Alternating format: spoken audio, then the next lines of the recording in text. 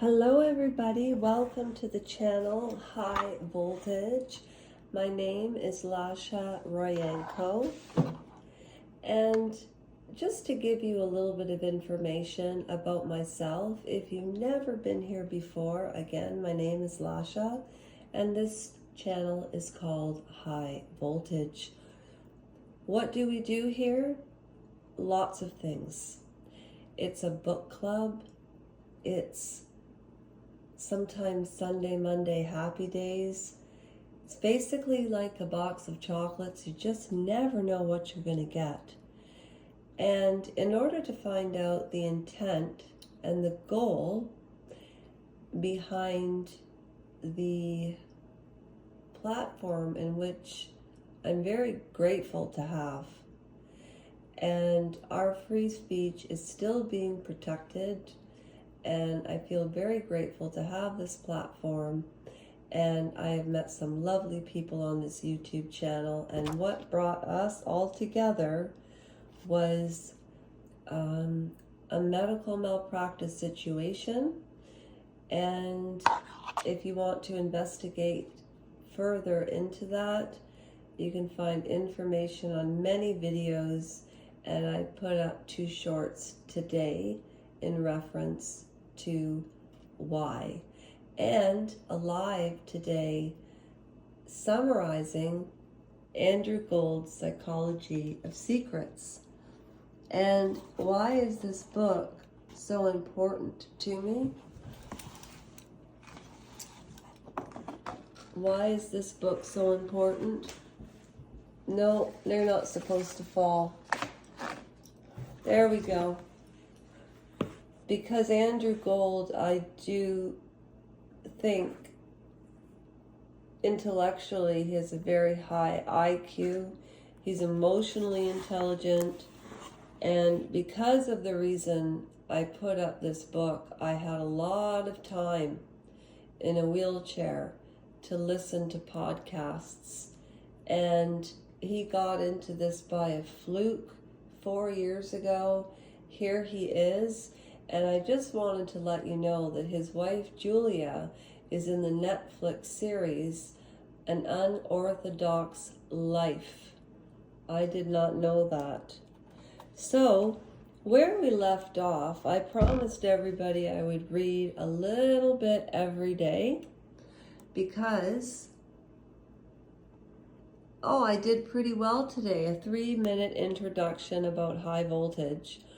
And because of what happened, it made me reflect very differently on my life in terms of monetary situations, our institutions, a place I used to work, which was very much like a cult.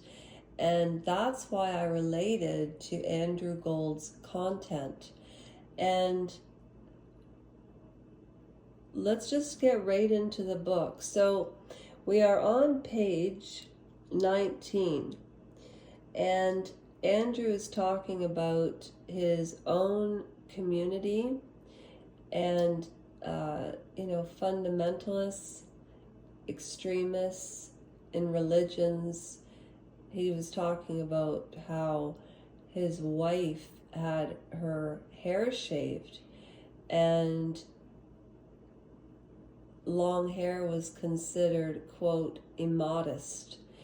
And to understand the fundamentalist community that he's speaking of in Lower Manhattan in New York, you need to go back and listen to the last episode and the episode prior. One of the things that I said on my live today is I'm pre-reading prior to reading out loud. Because when you're reading out loud, if you do not understand and you're not processing what you're reading, there's something very awkward about the sound and the fluidity. So as I start from the top of page 19, and again, it's right there if you want to take a snapshot and even read along. And so I'll just pick up where I left off last night. To me, the world certainly feels super flawless. God is trying too hard to hide something. If someone tells me they'll certainly be on time for a meeting, it fills me with doubt. Perhaps that's just a quirk of modern parley, a linguistic nuance that hadn't yet developed while Adam and Eve were knocking about. I could hear him saying this live. They hadn't yet developed while Adam and Eve were knocking themselves about. We'll dive into later the ways we hide secrets in language, but it's wow, these are actual words that I have not read in so long. I'm so embarrassed that I can't pronounce them.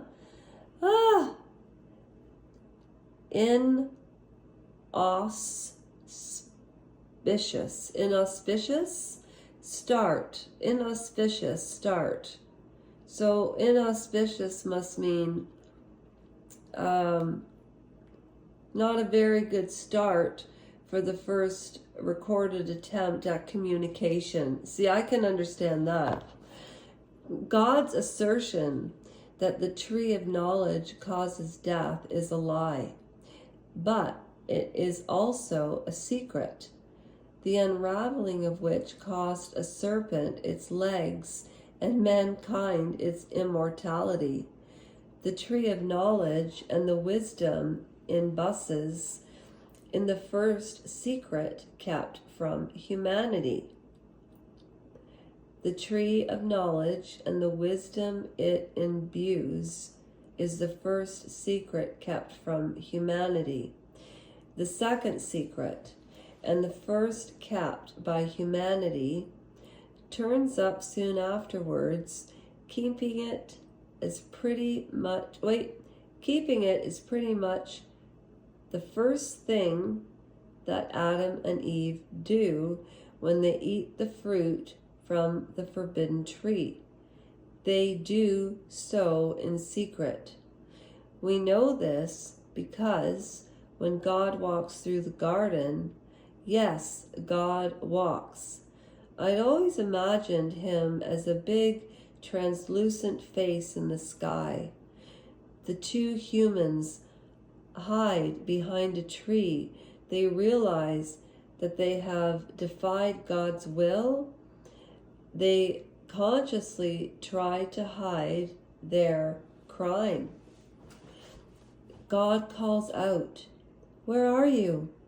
It's peculiar behavior from an anonymous being, but it might be the first attempt by human or deity to uncover a secret, one he presumably already knew about, compared to the world of FBI agents and Guantanamo Bay interrogators.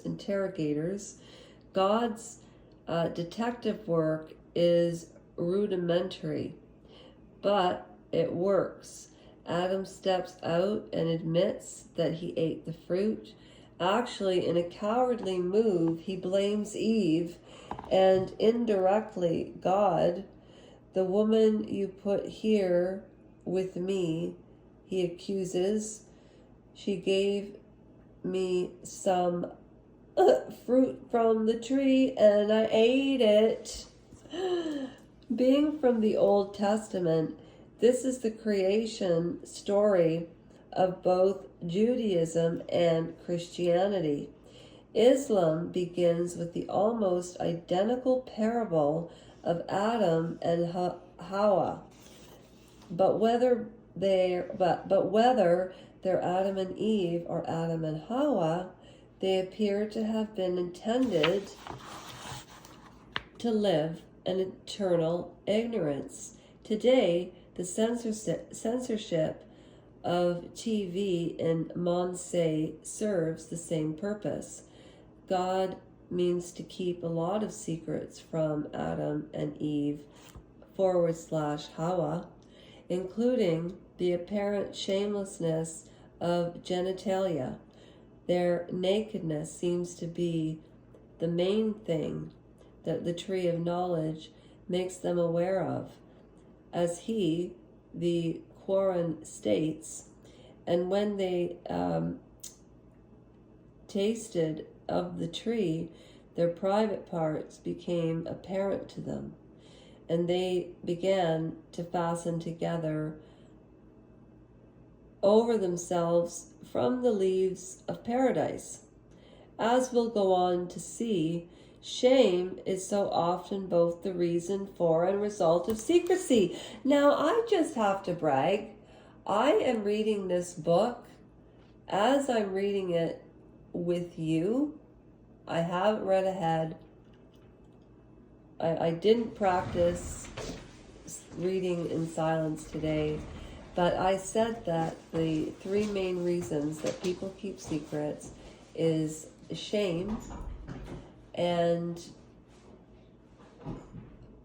I did say shame, and there were two other reasons, but I'll have to go back and remember what I said, but I didn't know that he even said that, so I was on the right track.